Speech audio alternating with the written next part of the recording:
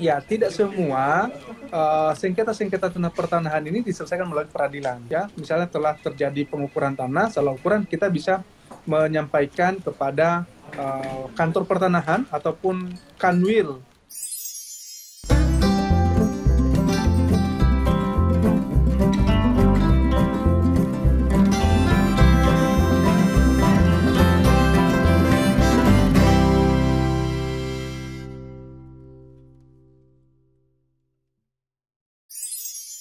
Selagi kamu di rumah, perluas wawasan kamu dengan online course Hukum Online.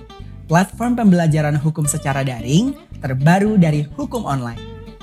Melalui online course, temukan materi pembelajaran dari para pengajar kompeten dengan harga terjangkau mulai dari Rp149.000. Selain itu, materi belajar juga bisa kamu akses selama 1 tahun penuh. Jadi, kamu bisa atur waktu belajarmu kapanpun dan dimanapun. Jadi lebih fleksibel kan? Kunjungi learning.hukumonline.com dan temukan kelas favoritmu sekarang.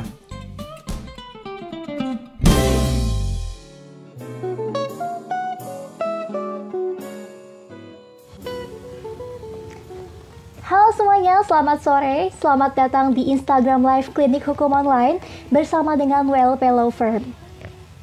Selama 1 jam ke depan, aku, Eriska, akan nemenin kamu untuk ngobrol bareng sama narasumber kita, yaitu Mas Dr. Wardani Manlarosa, SHMH, CLA-CTA. Beliau merupakan founder dari WLP Law Firm. Selamat sore, Mas Warda. Selamat sore, Bu. Ya, salam kenal. Iya, salam kenal juga Mas Warda. Saya Eriska. Sebelumnya saya mau ngucapin terima kasih banyak nih buat Mas Warda yang udah mau menyempatkan waktunya untuk sharing-sharing banyak sama kita terkait pertanahan. Pasti kan Mas Warda juga sibuk banget nih sebagai lawyer ya. Sekali lagi saya ucapin terima kasih banyak. Jadi Mas Warda, tadi saya udah sempat nanya nih sama beberapa followers Klinik Hukum Online terkait kasus pertanahan apa sih yang pernah mereka hadapin gitu. Ini jawabannya banyak banget dan beragam nih. Dan emang sepertinya memang antusiasme para followers kita ini cukup banyak nih terkait pertanahan. Dan jadi untuk itu saya akan langsung mengajukan beberapa pertanyaan pemantik dulu ya Mas. Ya.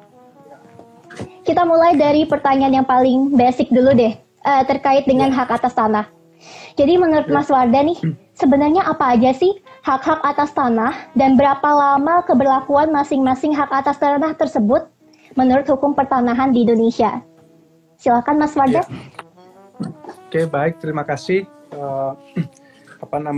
Saya akan coba menyampaikan beberapa poin menjadi hak-hak atas tanah ya.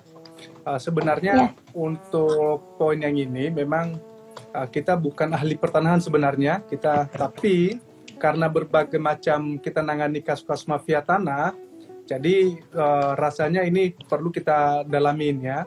Nah, pertama berdasarkan Undang-Undang Nomor 5 Tahun 1960 tentang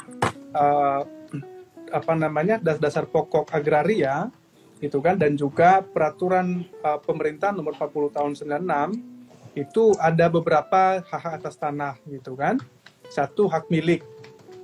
Ya, hak milik seperti yang kita sering ketahui itu sering namanya tuh SHM ya. Sertifikat hak milik lah misalnya gitu kan. Iya. Kemudian hak pakai gitu. Kemudian hak guna usaha ya kan, atau hak guna bangunan. Kemudian ada namanya hak sewa. Nah, tadi ada juga pertanyaan bahwasanya sampai berapa lama sih prosesnya ataupun berapa lama masa tenggang waktu kita memiliki hak atas tanah tersebut gitu. Misalnya saya punya tanah itu hak milik, karena statusnya hak milik maka bisa saya gunakan sampai seumur hidup, sampai pun bisa dialihkan atau diwariskan kepada ahli waris. Itu kalau hak milik. Gitu kan? Misalnya kita punya rumah dari orang tua kita sampai anak dan cucunya juga bisa diwariskan gitu. Itu hak milik ya. Jadi tidak perlu ada perpanjang lagi. Kemudian yang kedua, hak pakai, ya kan? Kalau hak pakai ini kan bisa dipergunakan misalnya itu tanah-tanah HPL, hak pengelolaan gitu kan. Nah, jadi biasanya itu hanya untuk menggunakan atau hasil dari tanah yang dikuasai langsung oleh negara. Jadi kalau hak pakai ini ya kan dimiliki oleh negara, ya kan, hak-haknya itu dimiliki oleh negara tapi dipakaikan kepada mungkin ya pejabat negara misalnya gitu kan, ataupun kepada orang-orang tertentu gitu kan. Nah, pemberiannya ini harus berdasarkan surat keputusan dari pejabat yang berwenang. Nah, untuk tenggang waktunya itu 25 tahun. Ya, misalnya kalau kita punya tanah itu yang kemudian peruntukannya itu hak pakai itu hanya 25 tahun dan dapat diperpanjang untuk jangka waktu tertentu. Itu kalau hak pakai. Kemudian hak guna usaha. Misalnya hak guna usaha ini kan sering banget, misalnya ya punya ruko lah misalnya. Ini kan sering dipergunakan hak guna usaha, misalnya HGU ya. Ya. Jadi bentuk jangka waktunya 25 tahun, ya kan? Kemudian jika dibutuhkan untuk bisa diperpanjang lagi 35 tahun dan dapat diperpanjang 25 tahun lagi, jadi totalnya 85 tahun. Nah, itu kalau misalnya hak guna usaha. Kemudian kalau hak sewa gitu atas tanah ataupun terhadap objeknya, maka sampai masa sewanya itu berakhir. Jadi kira-kira poinnya itu untuk sebagai pembuka gitu berdasarkan hak milik, hak pakai, hak guna usaha maupun hak sewa. Kira-kira gitu, Bu.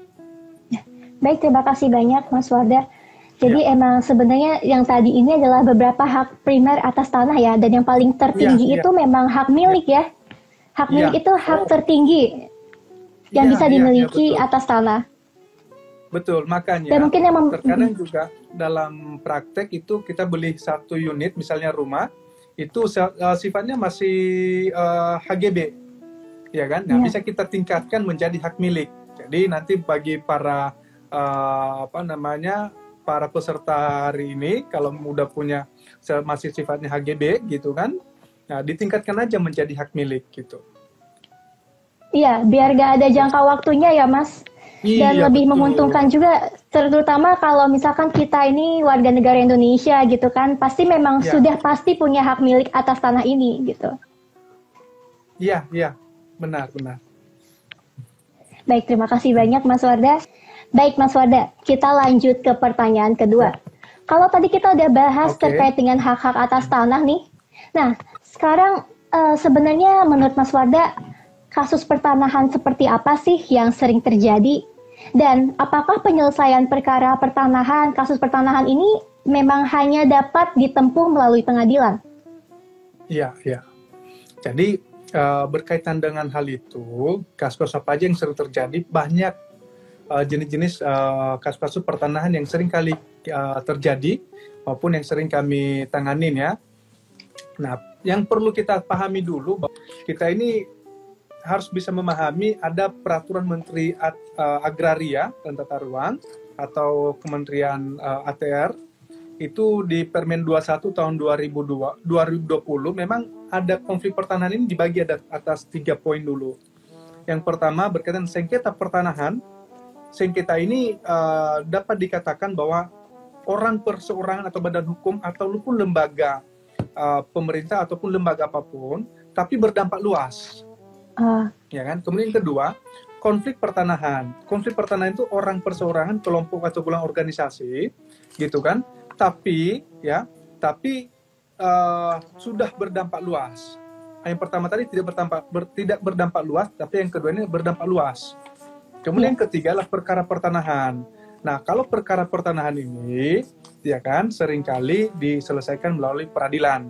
Nah, muncul pertanyaan, apakah perkara pertanahan itu atau sengketa pertanahan itu semuanya diselesaikan pengadilan? Jawabannya tidak. Menarik. Memang tidak. Ya, tidak semua sengketa-sengketa tentang pertanahan ini diselesaikan melalui peradilan. Ya, tidak semua ya.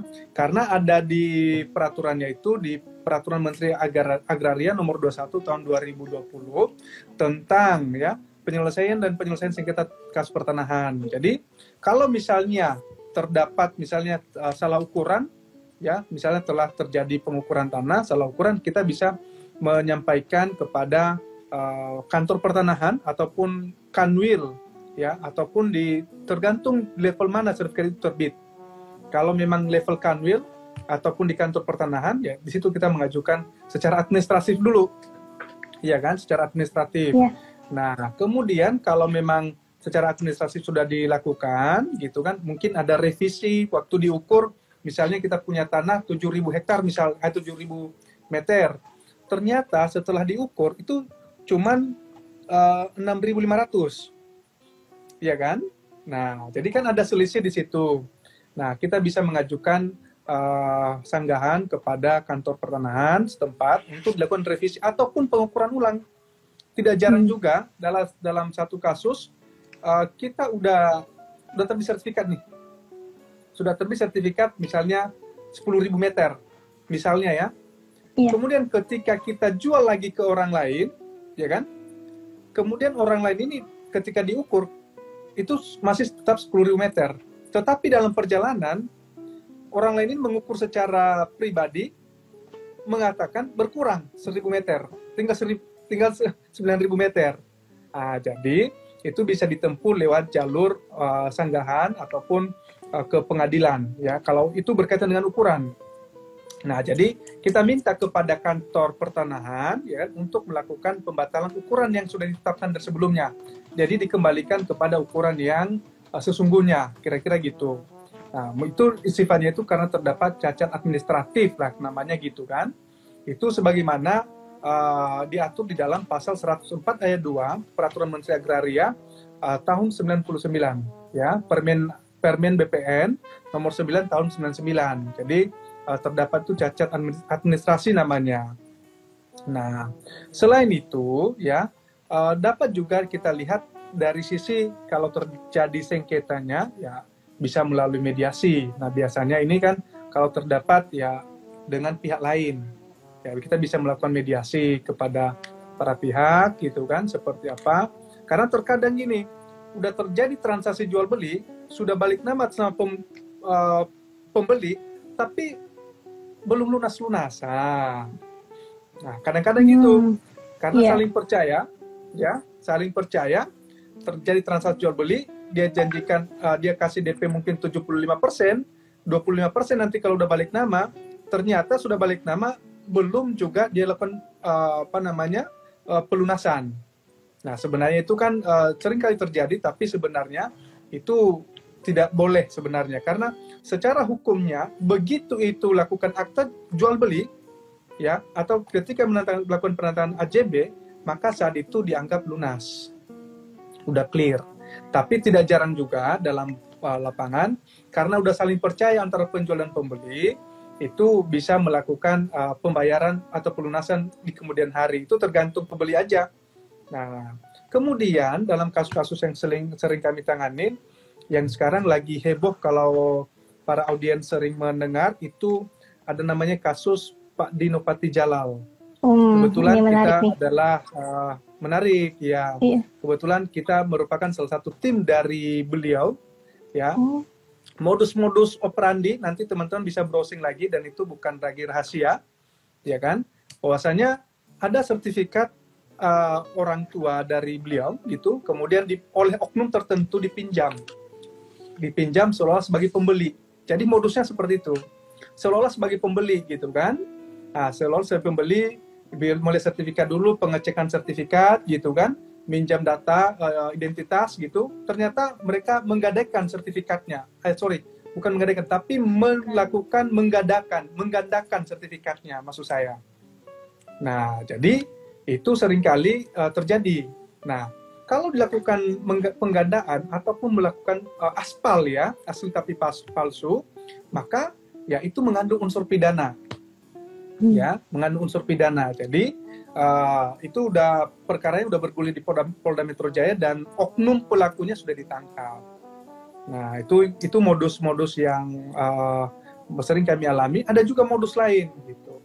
Kalau modus lain yang sering terjadi selama ini, kalau teman-teman bisa ngikuti kasus yang sedang kami handle, itu cukup ramai juga. Ada nama itu Parioto. Ya, Parioto dan Jufri. Itu cukup heboh kasusnya di Pengadilan Negeri Jakarta Timur. Jadi modusnya gini, klien kita ini sudah punya sertifikat atas nama orang tuanya ya sejak tahun 1975. Sudah bentuk produk sertifikat ya. Kemudian pada tahun 2017 ada orang yang mengaku punya girik tahun 80. Ini ya, punya girik tahun 80 ya. Kemudian tahun 2018 mengajukan permohonan sertifikat ke PTSL. Nah, oleh Pengadilan Jakarta Timur ya pasti menolak karena sudah tercatat sertifikat atas nama klien kita tahun 75. Oke. Nah, menolak, dasar penolakan dari kantor pertanahan ini oleh oknum tertentu mengajukan gugatan ke PT UN, Pengadilan Tata Usaha Negara. Nah, karena Pengadilan Tata Usaha Negara menilai ini menjadi aneh juga ya dalam konteks penegakan hukum. Oleh Pengadilan Tata Usaha Negara itu karena menolak, ya kan, kemudian dia gugat di PT UN mengabulkan gugatan dari si oknum ini. Nah, jadi PT UN memerintahkan kepada kantor pertanahan untuk membatalkan sertifikat yang lama ini, yang 75, dan menerbitkan sertifikat atas nama oknum ini. Nah, ini bagaimana ceritanya sertifikat dapat dikalahkan dengan girik. Sertifikat kita 75 loh, sementara giriknya baru tahun 80. Ya, jadi dari ini menjadi tahunnya juga beda ya.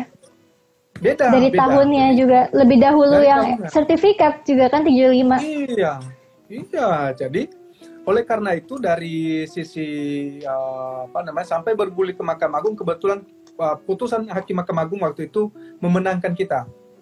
Jadi memenangkan kita ya, dan putusannya cukup bagus di Mahkamah Agung waktu itu.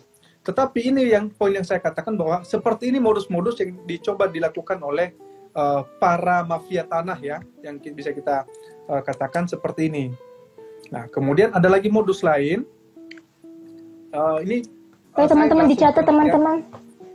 Siapa Ya, tahu ada modus nanti lain. ketemu kasus kayak gini. Gimana Ya, Mas? ya. Jadi mereka ini melakukan ini broker sih ya, bermainin oknum broker gitu dan oknum notaris. Jadi mereka membeli aset, harga aset ini bukan membeli sih. Jadi mereka ini datang ke pemilik rumah, mereka lihat rumah ini dijual gitu kan. Nah, mereka sebagai broker meminta mencarikan pembeli. Ketika sudah dapat pembeli, rata-rata korban ini orang tua. Rata-rata korbannya orang tua. Karena orang tua ini kan tidak, mungkin harga pasaran tidak begitu memperhatikan gitu. Kemudian mungkin kalau udah berumur, ya, jadi dia tidak terlalu begitu memperhatikan surat-surat lah gitu. Kadang-kadang juga lupa atau ingat kan. Nah, jadi mereka mencari pembeli. Ketika pembeli datang, ada harga jual mereka bermain. Ini kasus real ini yang sedang kami tanganin. Itu mereka jual rumahnya itu 32 miliar. Oh. Oke. Seluas apa tuh tanahnya? Oh ya, di Jakarta Selatan. Nah, Jakarta Selatan. Iya. Ada di Kemang ya. Jadi mereka jual 32 miliar. Itu tercatat di AJB loh, 32 miliar. Oke. Mereka bayar ke owner, pemilik rumah hanya 16 miliar. Wah, 2 kali lipat nih. Untungnya 100%. Ya, karena ibu nggak ngerti, maksudnya dia kan nggak paham ya. Maksudnya dia karena udah tua ya, faktor ya. Jadi ya dia iyain aja gitu. Nah, memang dia punya asisten. Asistennya ini kan nggak berani ngomong. Dikira udah deal-dealan antara ibu ini dengan broker. Nah, karena ibunya ini kita anggaplah punya orang berduit gitu kan, dia nggak merhatikan di AJB-nya aja. Dia nggak perhatikan AJB. Dia anggap uangnya udah masuk 16 miliar, dianggap clear gitu. Oke? Iya. Tiba-tiba di dalam perjalanan anaknya ini pulang dari luar negeri. Ya kan? Anaknya ini kan pulang dari luar negeri, dia lihat tanahnya, rumah ibunya ini di mana aja gitu kan. Kebetulan mereka punya beberapa rumah lah. Dan bongkar-bongkar berkas, ditemukanlah ternyata rumahnya di Kemang itu udah dijual 32 miliar. Ya kan? Ditanyalah ke ibunya, benar udah jual ini 30 miliar? Enggak, hanya 16 miliar. Loh, kok di AJB-nya 32 miliar. Nah, jadi ketika ditanya ke pembeli, ya pembelinya juga kenal gitu kan, pembeli mengaku 32 miliar. Nah, jadi di mana ini 16 miliar gitu kan? Iya.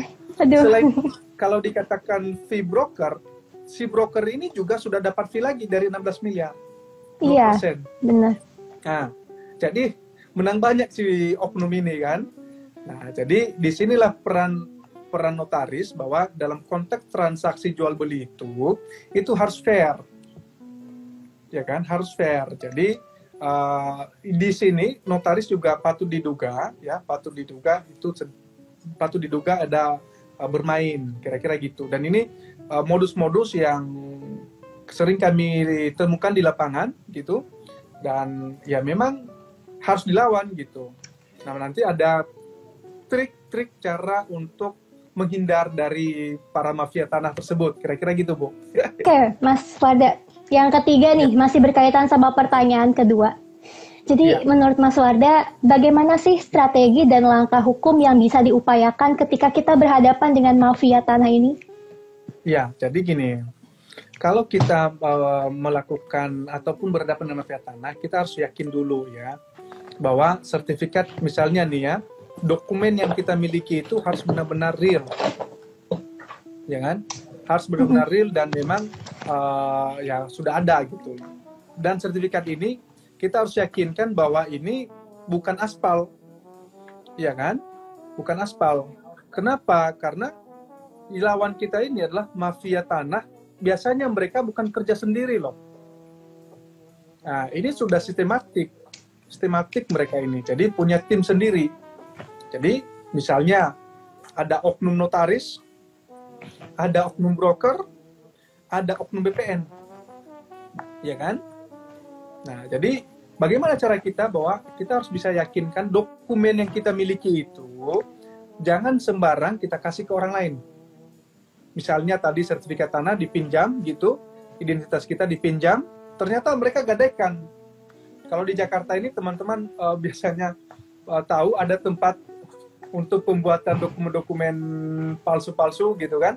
Yang udah di publik itu seringkali teman-teman saya bilang itu di Pramuka misalnya gitu. Itu satu tempat katanya. Saya nggak tahu benar atau enggak. Karena saya belum bukan pelaku soalnya. Jadi kita harus benar-benar meyakinkan dokumen kita itu aman. Ya, jangan sembarang kasih sertifikat dipinjam ataupun difoto gitu. Ya jangan sembarang kalau memang kita nggak yakin betul bahwa orang yang kita kasih itu adalah orang yang kita percaya. Ya, apalagi asli, jangan asli sesekali, jangan kasih asli. Maksimal itu fotokopi. Kemudian identitas kita harus bisa benar-benar filter ya kepada siapa kita kasih misalnya KTP NPWP gitu kan. Nah kemudian kita harus kalau memang sebelum kita beli aset ya tentu peran notaris di sini kan validasi pengecekan sertifikat ya kan, perlu kita gali betul notaris yang kita gunakan ini, misalnya kalau terjadi transaksi harus benar-benar notaris yang kita kenal. Nah harus notaris yang kita kenal dan memang punya reputasi ya, karena pengalaman kami ya sudah terjadi akte jual beli ini ya, ada satu kasus di Cibinong sudah terjadi akte jual beli 2008 ya kan, tetapi muncul lagi akte jual beli atas objek yang sama pihak yang berbeda tahun 2011. Nah jadi ini seringkali terjadi AJB di atas AJB. Aduh, iya. AJB kita udah beli misalnya Mbak siapa namanya? Mbak Eriska. Misalnya Mbak Eriska udah beli tanah gitu atau rumah gitu kan. Sudah beli. Ternyata tanah dan rumah yang Ibu beli tadi gitu kan sudah di AJB-kan lagi 3 tahun berikutnya. Mbak udah tenang-tenang kan, udah simpan dokumennya, udah aman-aman. Ternyata di AJB-kan lagi sama orang pemilik tadi. Jadi ini oknum mafia tanah dan bekerjasama dengan oknum notaris. ya kan, notaris dan PPAT gitu kan. Jadi memang sangat krusial ya, sangat krusial. Nah, kemudian bagaimana saran kita agar tidak menjadi mafia tanah? Itu tadi saya sudah mengatakan bahwa jangan kita memberikan kesempatan atau sembarang memberikan dokumen-dokumen legal kita. Kemudian ya kalau memang kita benar-benar yakin terhadap sertifikat itu, transaksi simpanlah di tempat yang memang benar-benar hanya orang tertentu yang bisa akses gitu. Jangan sampai nanti pembantu kita bisa akses, nah ternyata ada oknum bisa bermain kan, memanfaatkan pembantu kita untuk ya, coba dong, foto dong, pinjam dong, nah, kira-kira gitu.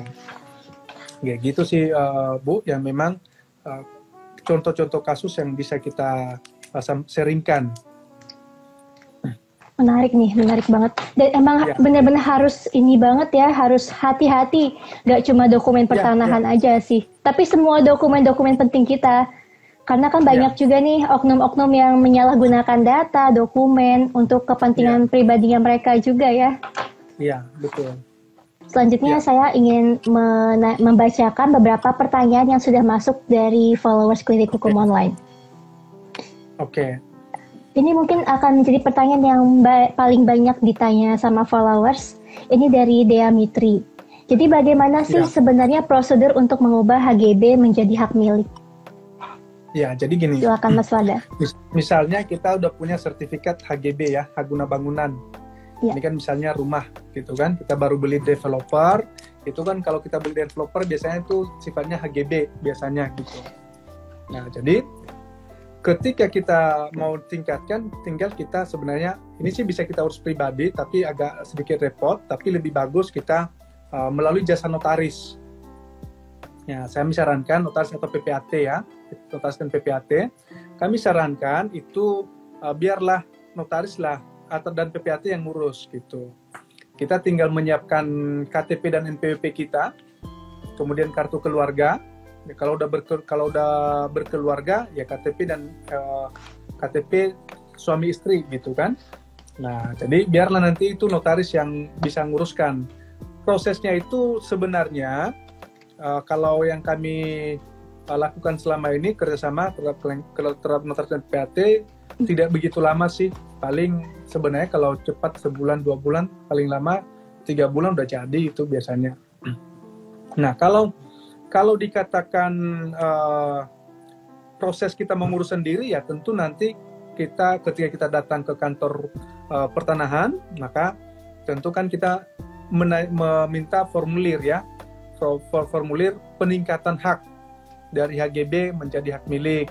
Kemudian ya tentu kita akan menyerahkan sertifikat asli gitu kan ke mereka, sertifikat asli yang HGB tadi.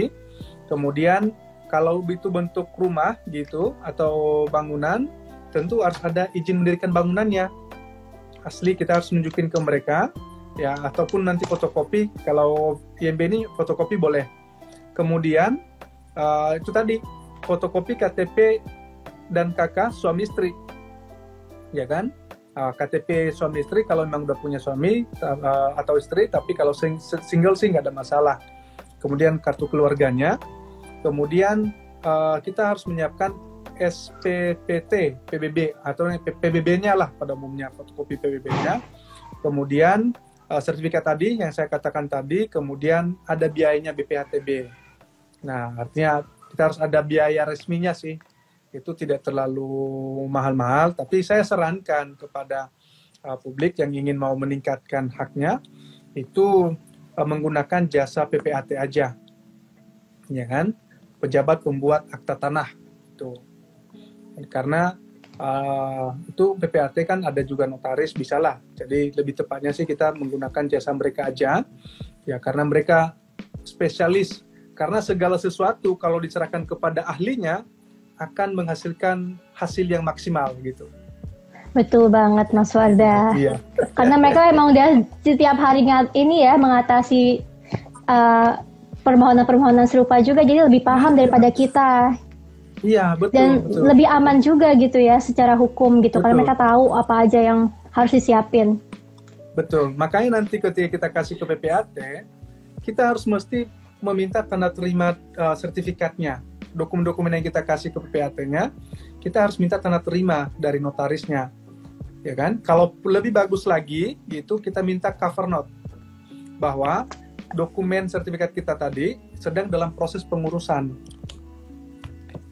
Nah, jadi saya sarankan kepada teman-teman yang mau meningkatkan haknya, itu mintalah tanda terima dari PPAT-nya, gitu, sekaligus minta cover note yang menerangkan bahwa ini sedang dalam proses pengurusan, gitu. Sehingga kalau ada apa-apa, dia benar-benar buktinya kuat, gitu. Iya, Kira-kira betul-betul. gitu. Baik, terima kasih banyak. Ini juga mungkin pertanyaan yang banyak ditanyakan oleh followers juga nih. Dari Kiki Giki. Kenapa sih bisa ada proses menggandakan sertifikat dan kenapa bisa lolos di Badan Pertanahan? Tadi mungkin Mas Wardah udah jelaskan sedikit ya, mungkin bisa dipertegas. Ya. Kembali silakan. Ya, jadi ini menarik, ini kasus yang sedang kami urus di Nabire, Papua. Nah, jadi gini kasusnya, ini ada kaitannya nanti. Itu klien kita ini waktu bapaknya ada, sertifikat aslinya ada. Oke? Iya. Halo Mbak? Oke. Waktu bapaknya ada, sertifikat aslinya ada. Oke? Ketika bapaknya meninggal, oke ya, ketika bapaknya meninggal, ini sertifikat ini dialihkan kepada ahli waris. Iya. Oke? Nah, ahli waris ini mau jual kepada orang lain. Nah, ketika mau dijual, tentu kan ada pengecekan sertifikat. Ya kan? Iya betul, pasti ada Sertifikatnya ini pengecekan. ternyata tidak tercatat atas nama ahli waris, tapi tercatat atas nama si B. Si B ini tapi bukan salah Orang satu lain. dari ahli warisnya? Bukan. Oh. Bukan. Kok bisa? Ini ternyata Berarti belum balik nama atau Jadi- gimana tuh? sama-sama sudah balik nama. Udah balik nama Oh, sama ahli iya. waris, oke? Sertifikat aslinya atas objek yang sama, udah atas nama orang lain. Dua sertifikat, jadi aspal. Oh iya, dua sertifikat. Iya. Nah, kenapa itu bisa lolos? Ya kan? Ya, kenapa itu bisa lolos? Karena ada oknum oknum BPN atau kantor pertanahan yang bermain. Tentu juga ada mafianya gitu kan. Nah, jadi kalau pertanyaan kenapa lolos, ya karena ada oknum bermain. Kenapa? Karena dikatakan tanah itu para mafia itu atau oknum-oknum tertentu itu rela mengeluarkan budget, ya, karena nilai yang mereka keluarkan itu akan menghasilkan nilai komersil. Nah ini mungkin nih banyak juga nih yang Ya. punya permasalahan serupa dari Mansur_Sueb. Bagaimana praktiknya dalam pengurusan tanah AJB ke SHM apabila penjual tidak lagi diketahui keberadaannya? Oke, jadi sekarang gini, kalau misalnya kan bagaimana praktiknya dalam pengurusan tanah AJB. Jadi tanahnya AJB kita tingkatkan ke SHM, ya kan? Apabila penjualnya tidak lagi diketahui keberadaannya, gitu kan? Nah, ini pagi ini baru aja kami terima satu kasus yang mirip-mirip, gitu. Ya, Gimana mirip-mirip. tuh Mas kasusnya? Ya, jadi ini mirip dengan pertanyaannya. Jadi tanahnya udah AJB, ya kan? Ditingkatkan ke SHM, ya kan? Tapi penjual nggak tahu keberadaannya. Nah, yakin bahwa kalau sudah AJB berarti udah beralih dong hak kepemilikannya. Berarti tanah ini kan belum sertifikat kan? Masih AJB. Ini seringkali terjadi di daerah, ya kan? Kalau sudah AJB, tinggal kita tingkatkan ke SHM. Yang penting data-data sebelumnya, misalnya fotokopi KTP dari si pemilik sebelumnya udah ada, AJB-nya harus benar-benar ada, ya kan? Jadi data-datanya pernah kita udah lengkap data-datanya, maka saya yakin nggak ada masalah meskipun penjualnya udah di mana. Yang penting kwitansi pembeliannya ada. Jangan kita anggap juga udah bayar, udah lunas, ya kan? Ternyata nggak pernah dia terima duit. Jadi bisa sewaktu-waktu menjadi dispute kan. Jadi kalau menurut saya nggak ada masalah mau penjualnya nggak ada. Yang penting datanya sebelumnya pada saat AJB, ya kan? Ya itu masih ada gitu. Kira-kira gitu. Karena nggak ada kewajiban. Kita udah AJB, harus ada waktu sampai kapan itu kita tingkatkan ke SHM. Kan nggak ada kewajiban. Oh gitu. Iya. Berarti yang Tapi penting lebih aman, selama dokumennya lebih ada aman. ya. Ya, Gimana lebih, tuh Mas? lebih aman, begitu AJB langsung aja sertifikatkan gitu. Iya, jangan ditunda-tunda lagi ya. Nanti malah Jangan ribet. lagi. Mm-mm. Gitu. Jangan tunda-tunda langsung. Karena kadang-kadang juga itu kan berkaitan pajak penjual, pajak pembeli, apakah dana ready atau enggak gitu kan. Kadang-kadang juga kalau di daerah kan belum ada PPAT-nya, ya kan. Kalau di daerah ini kan rata-rata tidak semua orang itu sadar kalau ada aset sertifikat. Tidak semuanya loh. Misalnya di daerah saya, misalnya di daerah Sumatera, itu kita punya tanah, sawah, itu kita nggak sertifikat kan. Tapi tercatat letter C, ya kan, tercatat di kelurahan. Yang penting tercatat, itu kan. Nah kalau tadi AJB-nya, yang penting AJB-nya ini benar-benar dibuat di mana. Kalau udah ada nota PPAT-nya, ya PPAT. Tapi kalau belum ada PPAT, ya kan itu kan camat, gitu kan? Iya. Nah, itu harus benar ada riwayat tanahnya juga harus ada. Nah, jadi bukan ujuk-ujuk tiba-tiba ada AJB mau ke sertifikat, datanya nggak ada, riwayatnya nggak ada, itu nggak boleh. Ya.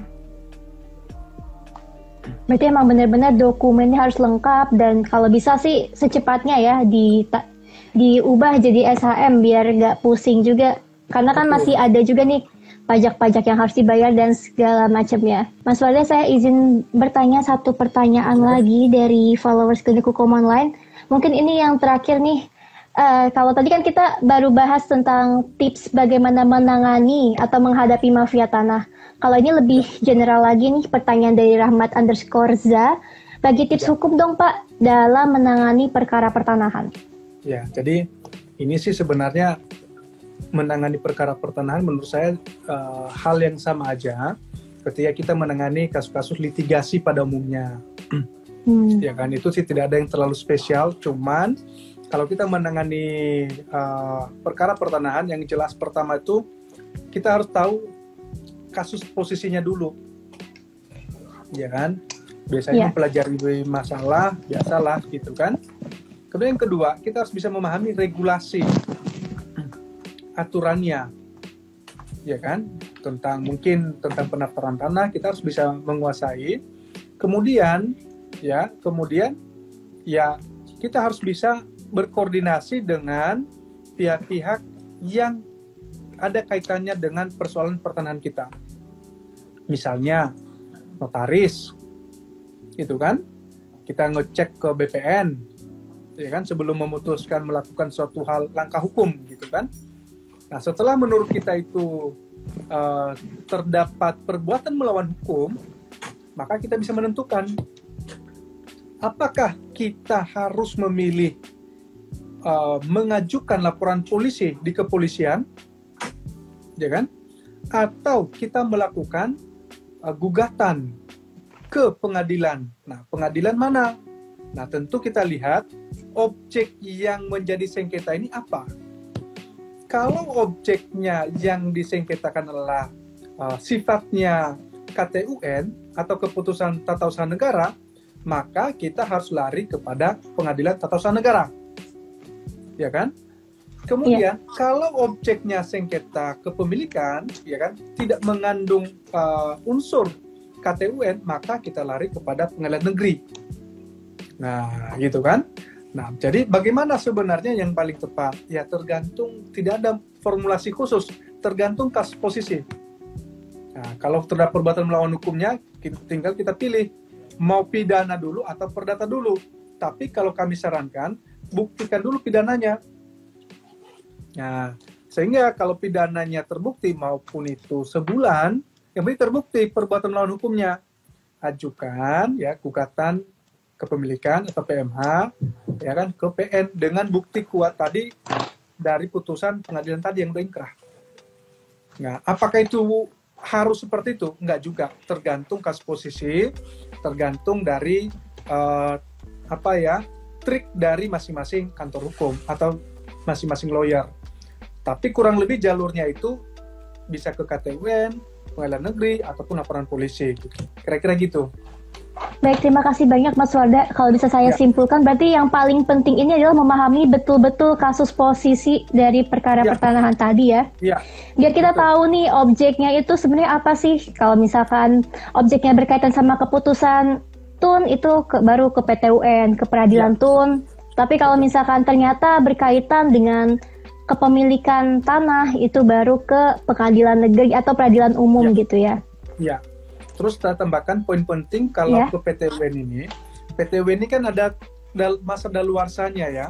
Jadi itu harus Oh, lebih hati-hati.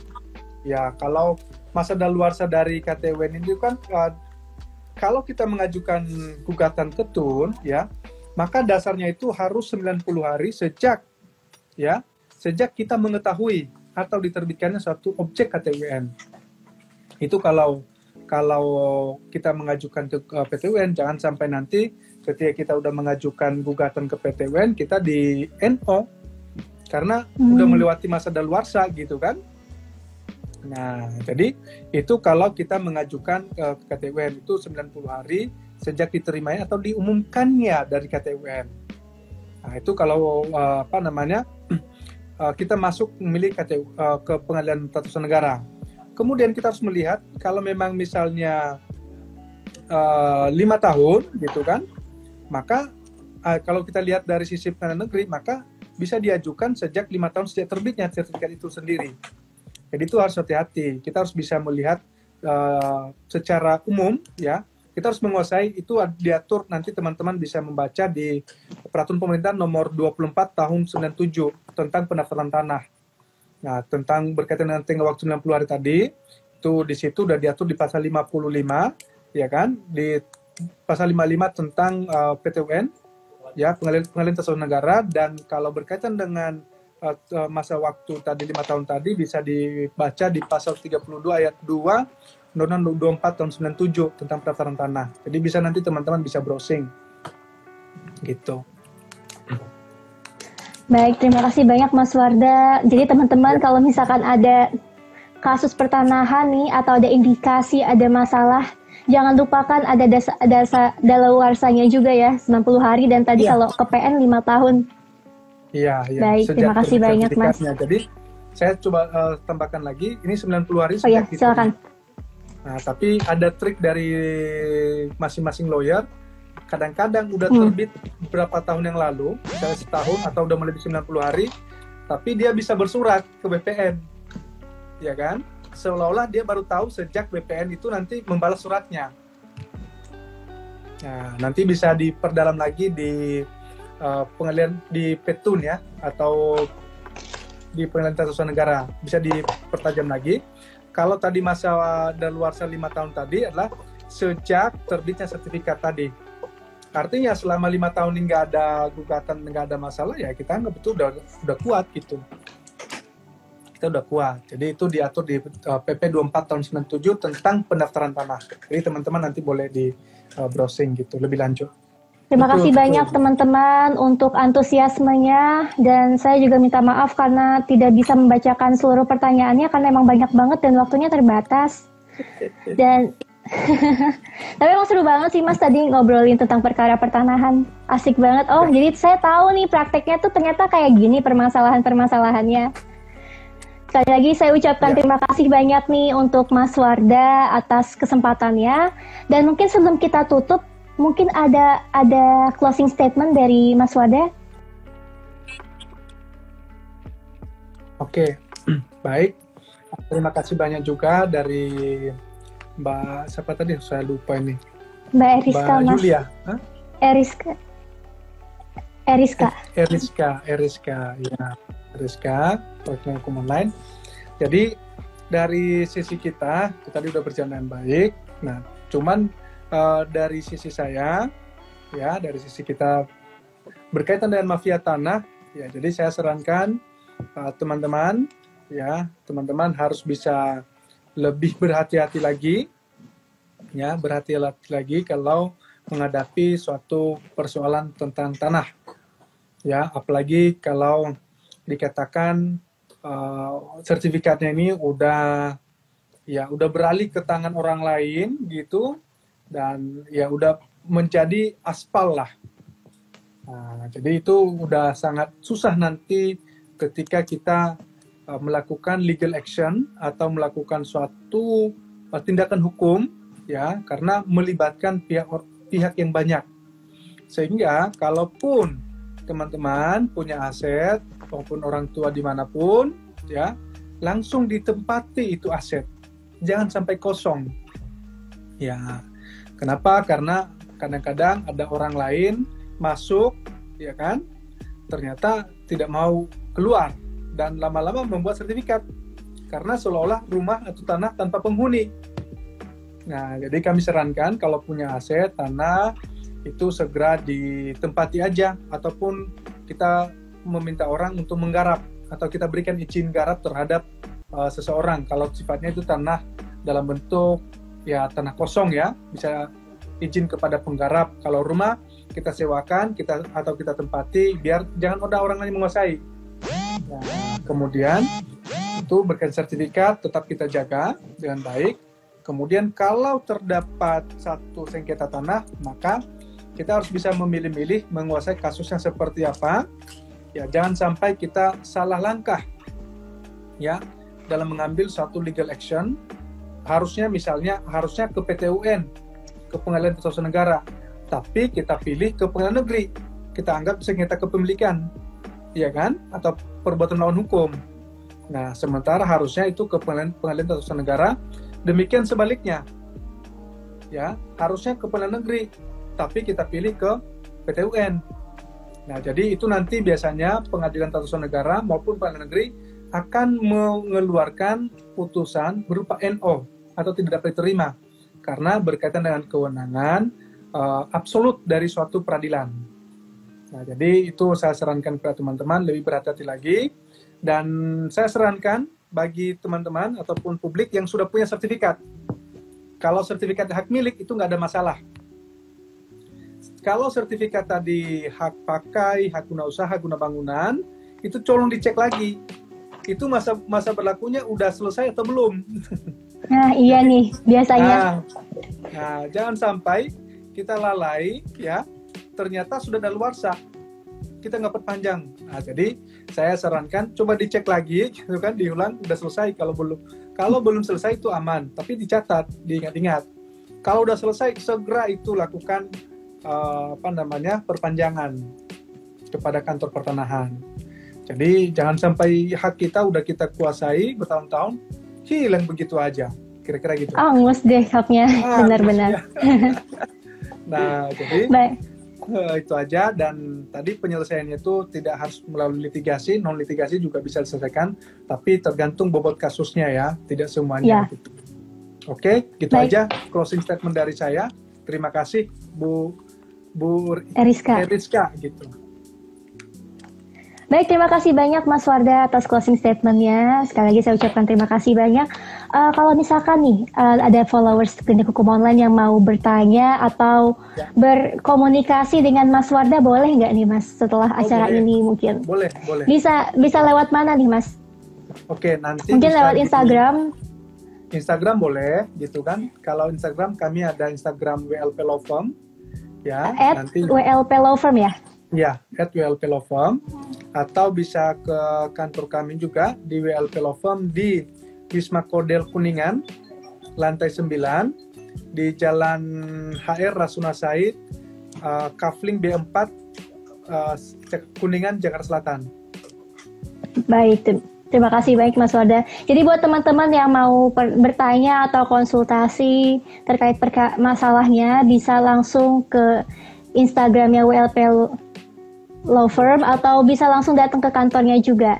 Alamatnya mungkin bisa dilihat di websitenya atau di Instagramnya. Iya, betul. Baik. Betul. Kalau website kita di www.wlp.co.id. Ya, www.wlp.co.id. Ya. Ya, dicatat ya teman-teman. Oke, karena waktunya sudah habis. Saya ucapkan terima kasih banyak untuk Mas Wardah dan juga seluruh followers Klinik Hukum Online yang udah simak Instagram Live kita sampai habis. Sekali lagi saya ucapkan terima kasih banyak dan jangan sampai ketinggalan Instagram Live selanjutnya yang akan membawa topik-topik yang lebih menarik dan berbeda dari topik hari ini. Baik, saya Eriska, undur diri. Wassalamualaikum warahmatullahi wabarakatuh. Selamat sore semuanya. Sampai jumpa di Instagram Live selanjutnya. Dengarkan obrolan seru lainnya di playlist Install hanya di YouTube channel Planet Hukum Online.